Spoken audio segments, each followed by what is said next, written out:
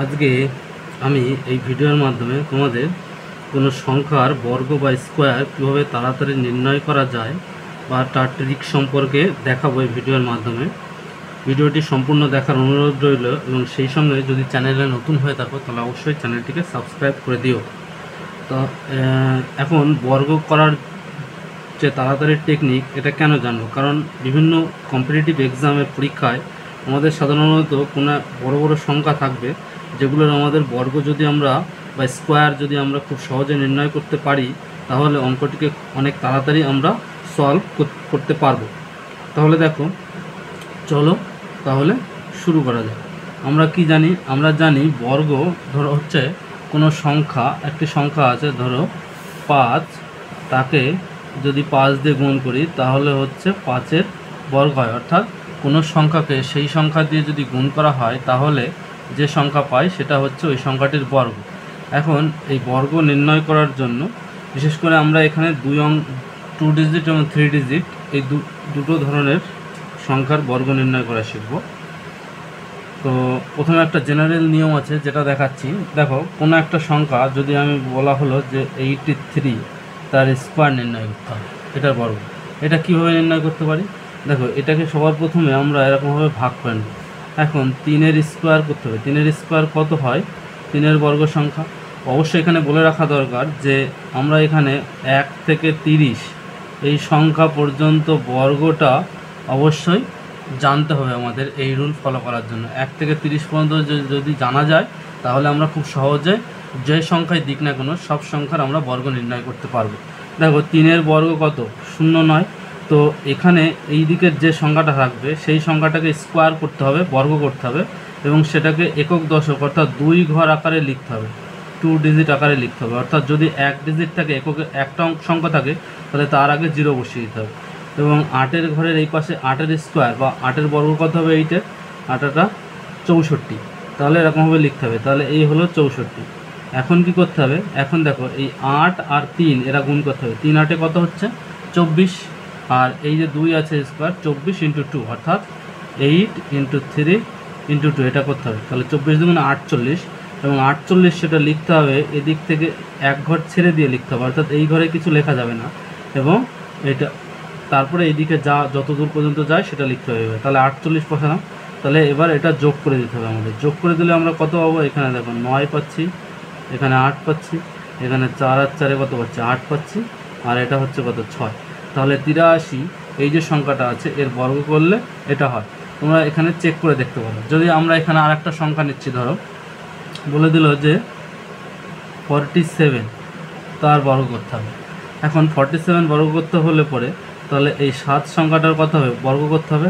তাহলে 7 7 49, আর এখানে 4-এর বর্গ করলে কত হবে? 4 4 16 লিখে নিলাম। এখন তারপরে কি করতে হবে? 4 আর 7 কত হবে? 4 × 7 × 2, তাহলে কত হচ্ছে? 4 7 28, 28 দুগুণে কত হচ্ছে? 56। তাহলে এক ঘর ছেড়ে দিয়ে এই ডান দিক থেকে এক ঘর ছেড়ে দিয়ে আমাদের লিখতে হবে। তাহলে এদিকে কত দাঁড়াচ্ছে? এটা 9, 6 4 কত? 10 হাতে 1, 5 আর 6 আর 6 6 12 2 হাতে 1, 1 থেকে 2। তাহলে 47-এর বর্গ করলে দাঁড়াচ্ছে কত? 2209। এটা এই নিয়মটা সমস্ত সংখ্যার ক্ষেত্রেই প্রযোজ্য, অর্থাৎ 2 অঙ্ক হোক বা 3 অঙ্ক হোক, যে অঙ্কের ক্ষেত্রে হোক সব অঙ্কের ক্ষেত্রেই প্রযোজ্য। যেমন যদি আরেকটা সংখ্যা নিই, ধরো বললো যে 25-এর স্কোয়ার। তাহলে 25-এর স্কোয়ার করলে এখানে দেখো 5-এর স্কোয়ার করলে কত হবে? 25, আর 2-এর স্কোয়ার করলে কত হবে? 4। এখন 5 আর 2 গুণ করলে 5 গুণে 10, 10 দুগুণে 20। তাহলে এটাকে আমরা লিখবো এক ঘরে দিক থেকে ছেড়ে দিয়ে লিখবো। তাহলে যোগ করলে কত দাঁড়াবে? 5 2 এবং এটা হচ্ছে 6। তাহলে 25-এর স্কোয়ার 625। আমরা সবাই জানি যে 25-এর স্কোয়ার 625 এরকম। তাহলে এটা হচ্ছে জেনারেল রুল। এটা 3 অঙ্কের সংখ্যার ক্ষেত্রে প্রযোজ্য। যদি আমরা 3 অঙ্কের কোনো একটা সংখ্যা নিই, ধরো 112 এই সংখ্যাটির নাম, তাহলে এর বর্গ করব। তাহলে এদিক থেকে আমি এদিক থেকে ভাগ করে নিলাম। তাহলে 2-কে স্কোয়ার করলাম, কত হবে? 2-এর স্কোয়ার করলে কত হয়? আমরা জানি 4 হয়। তাহলে 2-এর বর্গ করলে 4, তাহলে সেটাকে লিখলাম 0 4 আকারে, অর্থাৎ এক ঘর আছে তাই আগে একটা জিরো নিয়ে নিলাম। 11-এর স্কোয়ার করলে কত হয়? 11 11 121। এখন 11 × 2, 11 দুগুণে কত হচ্ছে? 22, 22 দুগুণে কত হচ্ছে? 44। তাহলে এখানে জুড়ে দাও, তাহলে কত হচ্ছে? 4 4 5 2 1। তাহলে 112 এই সংখ্যাটার বর্গ করলে কত হবে, এরকম এই সংখ্যাটা। তো এটা হচ্ছে আমাদের জেনারেল রুল। 2 অঙ্ক এবং 3 অঙ্কের সংখ্যার ক্ষেত্রে এই ধরনের বা যে সংখ্যায় থাকুক না কেন সেই সংখ্যার ক্ষেত্রে বর্গ নির্ণয় করার জন্য আমাদের এই টেকনিক ইউজ করতে হয়। এই টেকনিকের সাহায্যে আমরা খুব তাড়াতাড়ি কোনো সংখ্যার বর্গ নির্ণয় করতে পারবো। এখন দেখো 3 অঙ্কের যে 3 ডিজিটের যদি নাম্বার নিই, 3 ডিজিট নাম্বার, এই 3 ডিজিট নাম্বারের জন্য আর একটা টেকনিক আছে যেটার সাহায্যেও বের করা যেতে পারে বর্গ সংখ্যা। সেটি টেকনিকটা কি, এখানে একটা বলা হচ্ছে বেসের রুল ধরে নিতে হবে। বেস ধরে নিতে হবে একটা জিনিসকে। বেসটা কীভাবে ধরবো, আমরা 100 থেকে ধরবো। যেহেতু 3 অঙ্কের সংখ্যা 100 থেকে শুরু হচ্ছে, তাহলে বেস সবার প্রথমে 100, 150, 50 করে বাড়বে। 100, 150, 200, 250 এইভাবে বাড়তে বাড়তে কত হবে, 1000 অবধি যাবে। তাহলে 3 অঙ্কের সংখ্যার ক্ষেত্রে বেস এইভাবে ধরা হবে। ধরো কোনো একটা সংখ্যা বললো 178, তাহলে তার আমরা স্কোয়ার নির্ণয় করব। এখন 178 এই সংখ্যাটা দেখতে হবে বেস, অর্থাৎ এই সংখ্যাটা এই বেসের কোনটার কাছে আছে আমাদের 178। তো দেখো 178 আমরা দেখতে পাচ্ছি 150 এবং 200-র মাঝে আছে, এবং সেটা কার সবথেকে বেশি কাছে, 200-র বেশি কাছে। তাহলে আমাদের এর বেসটা হচ্ছে কি, এর বেস হবে কত, বেস হবে হচ্ছে 200। তাহলে এখন বেস যদি 200 হয়, তাহলে দেখো বেস যদি 200 হয়, তাহলে আমরা কি আমাদের প্রথম টার্গেট হবে যে 178 200 থেকে কত বেশি বা কম। তাহলে 200 থেকে যদি 178 বাদ দিই আমরা কত পাবো, 22 পাবো। 22 অর্থাৎ 22 বেশি।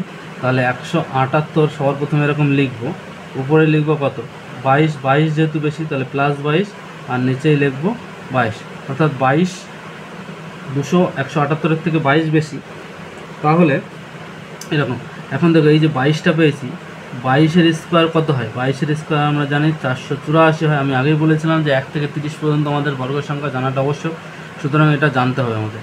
তাহলে 22-এর স্কোয়ার করলে 484 হয়, তো এটা থাকলো 484। তাহলে 484 আমরা লিখবো কত, 84টা লিখবো। আর এই যে 4টা থাকছে, এই 4টা আমাদের ক্যারি হবে, অর্থাৎ হাতে থাকবে, এটা পরে আমরা যোগ করব। এখন দেখো এই যে 178 আর 22 এটা যোগ করলে কত হবে, 200 হবে। আর 178 থেকে 22 বিয়োগ করলে এটা কত হবে, বিয়োগ করব কত হবে, 6, এটা 5, 156। তাহলে 156। আর নিচেই হচ্ছে বেস দিয়ে ভাগ করতে হবে। এটার বেস কত ধরেছিলাম আমি, 200 ধরেছিলাম। বেস দিয়ে ভাগ করতে হবে না, সরি, সবসময় আমরা কি করব, বেস যাই ধরি না কেন সবসময় আমরা 100 দিয়ে ভাগ করব। তাহলে 100 দিয়ে যদি ভাগ করা হয়, এটা দেখো কেটে যাচ্ছে, তাহলে কত হচ্ছে 2। তাহলে 2 দিয়ে গুণ করলে এটাকে কত হচ্ছে, 6 দুগুণে 12, 2 হাতে 1, 15 দুগুণে 30, আর 1 31। তাহলে এক্ষেত্রে হলো 312। আর এপাশে হয়েছিল 84 রেখেছিলাম, তাহলে আমাদের লিখতে হবে 84 হবে। আর এখানে যে 312 আর আমাদের এখানে 4 ক্যারি ছিল, তাহলে 312 আর 4-এ কত হচ্ছে, 316। তাহলে সেটা এখানে লিখে দিতে হবে 316। তাহলে এইটা যে সংখ্যাটা ফাইনাল অ্যান্সার পাওয়া গেল, এটা হলো আমাদের ফাইনাল অ্যান্সার, যেটা কিনা বলা হচ্ছে 178, তার স্কোয়ার করলে এই সংখ্যাটা। আমরা আরেকটা অন্য উদাহরণ নিই, অন্য সংখ্যা নিই। দেখো অন্য সংখ্যা নিলে কী পাবো, ধরো বললো যে 105 তার স্কোয়ার করলে 105। এখন এই সংখ্যাটা কোন সংখ্যাটার কাছে, এর বেস কত হবে, 100-র কাছে নিশ্চয়ই। তাহলে এর বেস হবে হচ্ছে 100। তাহলে দেখো 105 লিখছি, 100 বেসের থেকে কত বেশি, এটা 5 বেশি, তাহলে উপরে 5 লিখলাম আর নিচে 5 লিখলাম।